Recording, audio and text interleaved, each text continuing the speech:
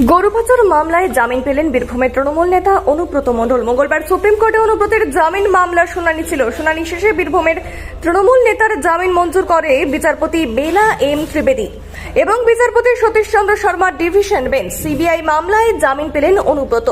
2022 সালের আগস্ট মাসের মাঝামাঝি সময়ে বীরভূমের নিচুপট্টি এলাকায় নিজের বাড়ি থেকে গ্রেপ্তার হয়েছিল অনুব্রত। তাকে প্রথমে গ্রেপ্তার করে সিবিআই।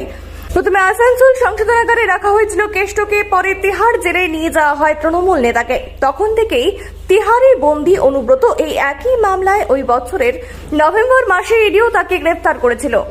সিবিআই এর মামলায় জামিন চেয়ে সুপ্রিম কোর্টের দ্বারস্থ হয়েছিলেন অনুব্রত। সেই মামলার শুনানিতে তার পক্ষের আইনজীবী সওয়াল করার সময় বারবার জানিয়েছেন গরু পাচার মামলায় অন্যান্য অভিযুক্তরা ছাড়া পাচ্ছেন, কিন্তু তার মক্কেলকে আটকে রাখা হচ্ছে। কেন্দ্রীয় তদন্তকারী সংস্থার তরফে অনুব্রতের জামিনের বিরোধিতা করা হয়। বারবার সওয়ালে তারা জানায় এই মামলায় অনুব্রতই মূল অভিযুক্ত। জামিন পেলে তিনি সাক্ষ্য প্রমাণ নষ্ট করতে পারেন, সেই কারণে বেশ কয়েকবার বীরভূমের তৃণমূল নেতার জামিন খারিজ হয়। মঙ্গলবার বিচারপতি বেলা এম ত্রিবেদী ডিভিশন বেঞ্চ অনুব্রতের জামিন মঞ্জুর করে। তবে এখনই তিনি তিহাড় থেকে মুক্তি পাচ্ছেন না। গরু পাচার মামলায় আর্থিক তছরূপের অভিযোগ উঠেছিল, সেই কারণে ইডি উদ্দেশ্যপ্রণোদিতভাবে গরু পাচার মামলায় তদন্ত শুরু করে। তারপরই হেফাজতে থাকাকালীনই অনুব্রতকে গ্রেপ্তার করে ইডি। সিবিআই মামলায় জামিন পেলেও ইডির মামলা এখনো ঝুলে রয়েছে দিল্লি হাইকোর্টে। সূত্রের খবর, খুব তাড়াতাড়ি ইডির মামলার শুনানি হবে দিল্লির উচ্চ আদালতে।